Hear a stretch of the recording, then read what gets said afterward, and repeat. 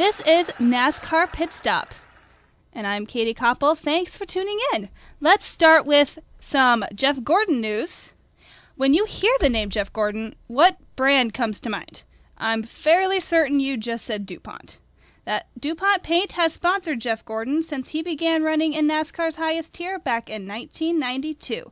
News broke yesterday that DuPont has sold its paint business to the Carlyle Group, which will change the name of the products to Exalta Coating Systems. With the design and logo still being designed, you won't be seeing it on the number 24 until a few races into the season. Hendrick Motorsports said in a statement on Monday that the sale would not affect the company's continued support of its NASCAR efforts. Hendrick Motorsports owner Rick Hendrick said, quote, "People and relationships are important to our organization. These are the same folks who have spent more than two decades executing one of the most successful sponsorship programs in this sport." Driver of the number 24, Jeff Gordon, also released a statement saying, quote, we may have a new name on the 24 Chevrolet SS in 2013, but it's the same core group that I've enjoyed working with for more than 20 years. We've had success together on and off the track, and we plan to carry that success into the third decade. Gordon has accumulated 87 victories and 4 championships during his time in NASCAR's top tier and plans on continuing that success in 2013.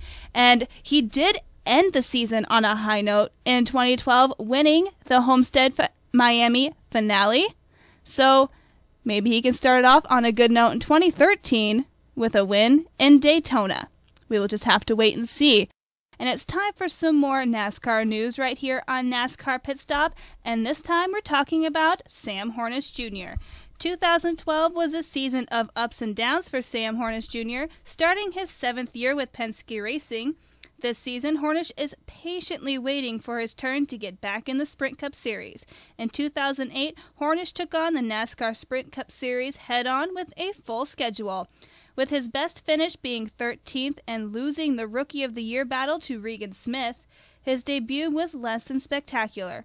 2009 and 2010 saw improvement in the Cup car, but not enough for Penske to keep him in NASCAR's top series.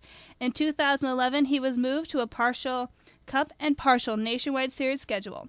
When 2012 came around, Hornish found himself the driver of the number 12 Alliance Truck Parts Dodge for Penske. His sole focus was to win the Nationwide Series championship, and he was going to do his best to do just that. Midway through this season, fate had other ideas. Hornish was called upon to take over the number 22 Pennzoil Shell Dodge for the rest of the season after A.J. Allmendinger failed a drug test. Hornish barely made it to the July Daytona race on time. They were driving him to his car during opening ceremonies. That's cutting it pretty close.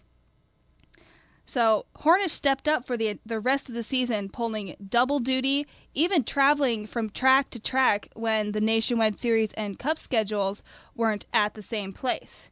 Many thought that Hornish would inherit the ride full-time in 2013, but Penske had a different plan. They hired Joey Logano instead.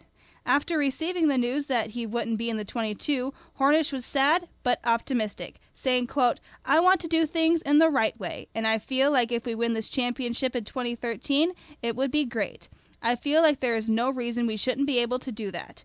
Hornish and the number 12 team finished 4th in the Nationwide Series standings and are looking like strong contenders for the championship in 2013. So good luck to Sam and his team, and I hope to see him in a Cup ride this year. I know Penske was talking about trying to get him into a car for a few of the races, and I think that'd be really, really good for him. I think he could be a strong contender in that series with just a little more time. This is NASCAR Pit Stop, and I am Katie Koppel. Thanks for tuning in. So back to some NASCAR news. Back in 2011, the catch can was eliminated from pit stops, leaving the gas man responsible for making changes to the car. NASCAR has decided to change the gas man's role yet again. Starting in 2013, the gas man can't make any adjustments on the car while he's fueling the car. The rule, written by NASCAR, states that the fuel handler must be in control of the fuel can at all times when fuel is being added to the car. The fuel handler will not be permitted to perform any adjustments or other pit stop procedures while the fuel can coupler is engaged with the car-mounted adapter. So, what does this mean for pit stops this season?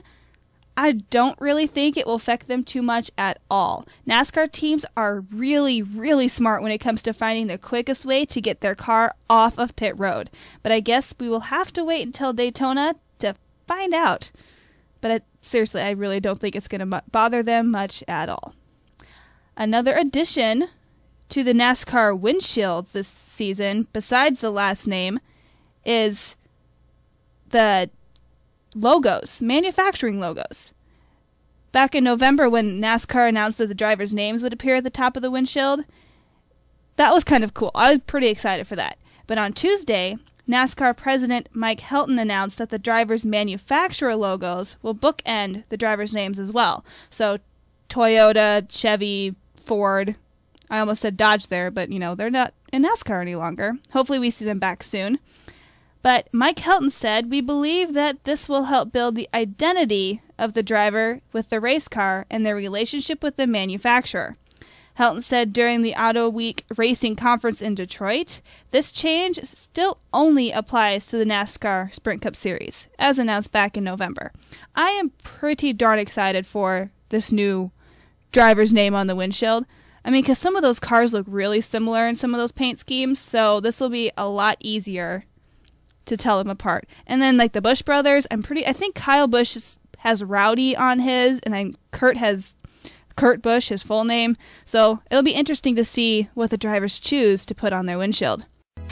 That green and orange number 7, Danica Patrick. And there is the new leader in qualifying, Danica Patrick. This is going to be awesome! Just a great performance by Danica Patrick. Oh, takes her out. Come on. And she's all right after a hard crash. Boogity, boogity, boogity. Let's go racing, boys and Danica. I still have a heck of a lot to learn, and I still am very, very much a rookie. This is Danica's Diary right here on Fusion 93 KMSC.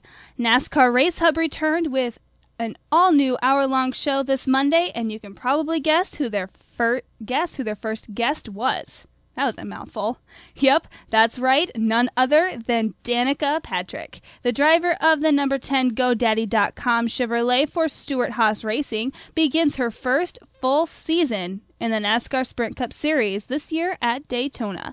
When Steve Burns asked her about the new car, she said that she thought the new car leveled the playing field a bit for her and fellow rookie driver Ricky Stenhouse Jr. Danica's crew chief Tony Gibson is also looking forward to working with Danica this season and watching her improve each weekend. Danica had this to say about him and their upcoming season on NASCAR Race Hub on Monday. Everybody wants to win. We all want to go out there and win, but we know it's going to take time. And it's insulting to think that we just go out there and win. There are so many guys that have been around for a really long time that are incredible drivers. So we know it's going to be a process. It's nice that he has that attitude, and that trickles down to everybody. Everybody feels that, and they feel that patience and that, that sort of correct intention along the way. And so the most important thing is that there's progress being made throughout the year, and we'll just have to see where we start out. Of course, it's a little different when we have a new car. So, every year there's some unexpected fast cars, and you can't anticipate all that based on what people have done over the winter and learned. So we'll kind of see where we shake out when the first few races get done, and then we'll start to really put some numbers on things and say, okay, well, I think we should start to be practicing in this group, and then we should kind of be here in qualifying and here in the finishes. So we'll just take it from there. When Danielle Trotta asked Danica what some of her favorite moments have been, Danica had a list that included her first ARCA race, finishing 4th in 2011, and also being pushed to the lead by Tony Stewart in Daytona. But when asked what her least favorite moment has been, the 2012 Daytona weekend topped that list. I mean, she crashed in the duels. That was a big one. She got the pole for the Nationwide Series. That was about the only upside to that weekend. Then she crashed out. Well, she got crashed out by her teammate in the draft during the Nationwide race, and then was involved in the, lap 2 crash that Jimmy Johnson started. So her Daytona weekend was not the greatest last year. So as we get closer to Daytona this year, let's just hope that this appearance is a lot better. And that will do it for this edition of Danica's Diary. Back to some Sprint Cup news. I took to Twitter earlier this week to see who fans predicted would win the Sprint Cup title this year. Yes, I know the season hasn't even started yet, but it's never too early to start thinking about it, right? Well, I received well over 100, 150 responses, and quite a few of them actually surprised me. Jimmy Johnson was definitely one of the drivers whose name was mentioned a lot. Looking for his 6th championship win after coming so close last season, Johnson and his crew chief Chad Knaus will definitely be on the hunt for that number 6. But then again, when are they not? Another driver whose name was brought up often was another Hendrick driver, Casey Kane. He had a strong showing last season with 2 wins, one of them being the Coca-Cola 600, which is really, really long race. So that's a really cool one to win. And he also made an appearance in the chase. I look for him to be red hot this season and a strong contender for the Cup. Matt Kenseth's name was also mentioned multiple times. Fans think that moving to a new team will be great for him, and he can take that 20 car to victory lane this season. It wouldn't really surprise me if he did.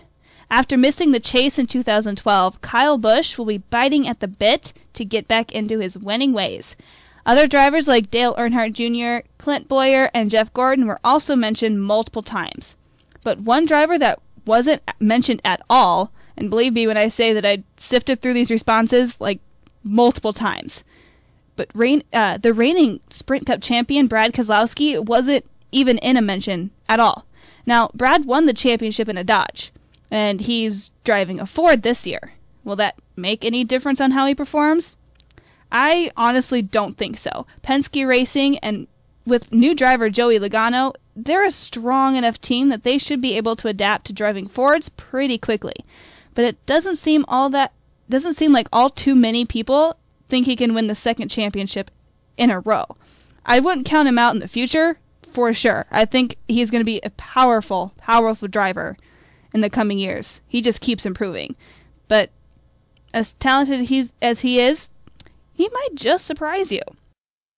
We all know that Dale Earnhardt Jr. and Danica Patrick are 2 of NASCAR's most popular and loved figures.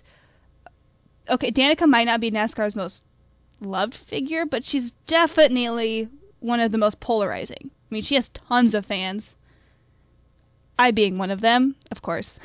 One thing that really isn't talked about is who would be the most disliked driver. Well, Forbes released a list of the most disliked athletes today, and a NASCAR driver made that list. At number 8 was none other than Kurt Busch. Now, this isn't the first time the oldest Busch brother has been on that list. He was 10th on that list last year, so he actually moved up. Not sure if that's a good thing.